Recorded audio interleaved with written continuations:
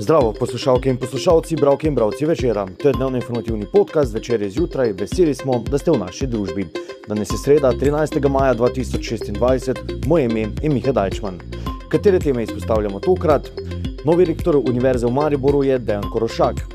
Z različnih oddelkov UKC Maribor prihajajo pisma podpore interventnim radiologom, ki so dali odpoved in opozorila, da gre za sistemsko težavo. Na podiumu 2026 zmaga za slovenski startup.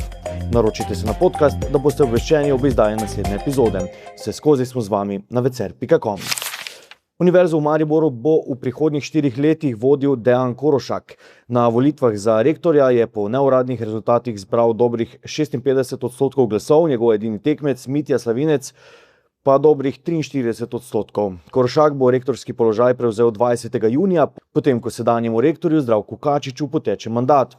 Po izvolitvi je napovedal, da bo Univerza v Mariboru nadaljevala po svoji poti kot uspešna raziskovalna javna slovenska univerza. Gradila bo naprej rezultate in dosežke, kot jih je sedaj, je dejal in se je zahvalil akademski skupnosti, da mu je zaupala vodenje univerze v prihodnjih 4 letih. Korošak je zadnja 4 leta upravljal funkcijo prorektorja za znanstveno-raziskovalno dejavnost, sicer pa je redni profesor in vodja katedre za aplikativno fiziko na Fakulteti za gradbeništvo, prometno inženirstvo in arhitekturo Univerze v Mariboru.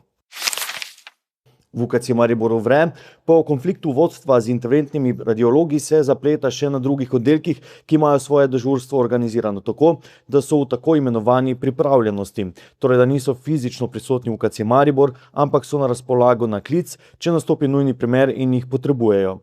Da bi delo interventnih radiologov prevzeli kolegi, ki za to niso ustrezno usposobljeni, bi bilo strokovno in varnostno povsem nesprejemljivo tveganje za bolnike, opozarjajo. Država mora najti pravi mehanizem, kako bo uspešno nagrajevala različne specialiste, pa odgovarja strokovna direktorica dr. Nataša Marčun-Varda.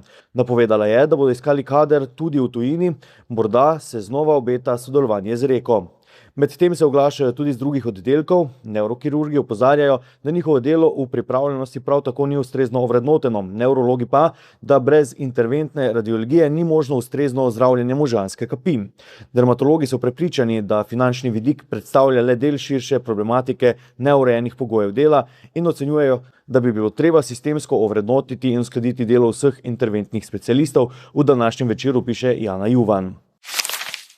Startup Datana, inovativen projekt ljubljanskega podjetja Biosistematika, ki razvija napredno patentirano tehnologijo za shranjevanje digitalnih podatkov v sintetično DNK, je najbolj prepričal investitorje, obiskovalce in ocenjevalce v tekmovanju Podium Pitching Competition.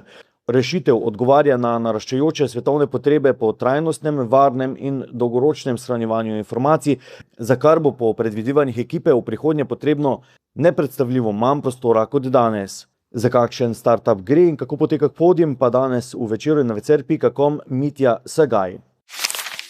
To je bil Večer zjutraj 13. maja 2026, z vami sem bil Miha Dajčman.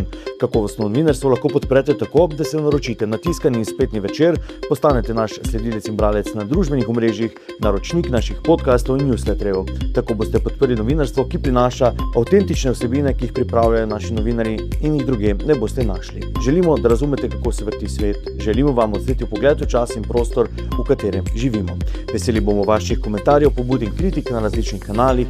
Se beremo in slišimo. In ne pozabite, s Večerom razumete bolje.